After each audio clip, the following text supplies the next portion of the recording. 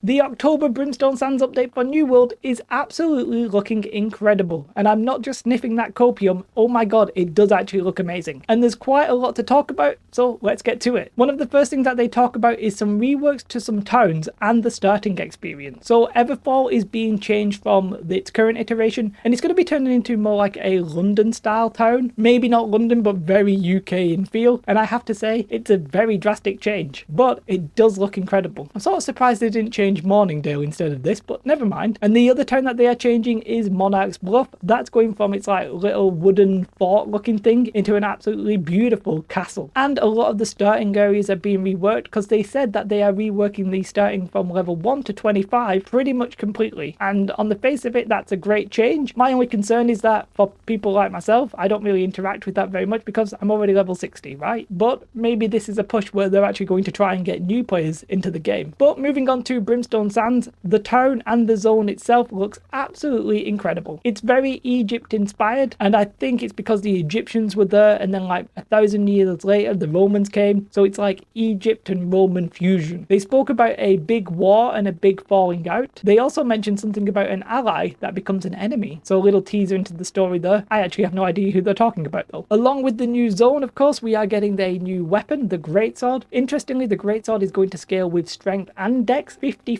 by the way, so that's very important. I won't elaborate too much on the Greatsword here, but it looks very attacking as like one talent tree and quite defensive as the other. Pretty cool, very smooth looking motion. I really like the look of it. There's also going to be a new expedition with the Brimstone Sands update, and that is going to be called the Iliad, which is the giant pyramid in that zone. Now, one thing they didn't talk about in the dev update, but I have seen in Danny's video. Danny, I will leave a link to his video in the description below. Absolutely lovely guy and an amazing Twitch streamer as well. He shows off a new rune system, which, to summarize, basically looks like it's a progression system, as in that you have to increase the power of these runes, with the maximum version of that rune being like legendary, but each one will basically be an ultimate ability. You charge it up by doing combat, and then effectively it's just a normal ability. Now, I don't think it's going to be tied to the weapons. It seems like it's independent of that, so anyone would have access to any of the abilities, but effectively it's an ultimate ability, and it does look really good. And then they spoke about the territory system, which is a little bit ironic after my last video where I was comparing it to Ashes of Creation, but what they revealed, I have to say, sounds really good. In practice, we'll see what we actually get delivered to us. There were three things that they mainly spoke about. One is the fact that they spoke about Everfall and Windsward being simply too overpowered. There's too much gold and people can't catch up because they're too strong. Those companies who own those are too strong. That's what they said in the dev update. You don't have to take my word for it anymore, right? And the way that they're going to solve that is by distributing the gold from those towns into the other towns. Now, they didn't exactly say how. What I'm guessing they'll probably do, and there's no actual confirmation of this, is that I'm guessing that all of the tax will go into one pool and then it'll just be spread out equally to every zone, making every zone feel like it has a reason to be held. But the details on that were a little bit shortcoming. And then they spoke about something that we knew a little bit of, but it's very interesting to see them actually recognize it and talk about it, and that is shell companies. Now, you are going to be able to still swap companies freely. They're not putting a cooldown on that. However, it does sound like there will be a war cooldown, which we sort of heard before, but very interestingly, there's also going to be a minimum amount of people from one company required for the defense of a town. So if you own Everfall, a minimum of 35 or a number that is yet to be determined all have to be from the company that owns Everfall when defending. Now, that didn't seem to apply to the attack, but it is an interesting change. What's really interesting about that change is I don't really see how it matters too much, because if you can still swap companies, surely the amount from one company isn't really relevant, because you could just invite them to the company and then kick them out. If you were going to do that, it would make sense to have a company cooldown, but you know, I don't know, maybe there's something there that they didn't probably elaborate on. And then the third thing they spoke about was crafting.